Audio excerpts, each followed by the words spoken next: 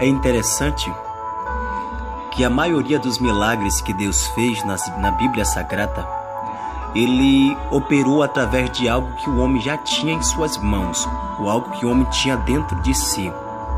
Maria tinha um útero, Bartimeu tinha um clamor, Moisés tinha uma vara, Adão tinha uma costela, o rei Ezequias tinha uma pasta de figos. E o que você tem para apresentar a Deus?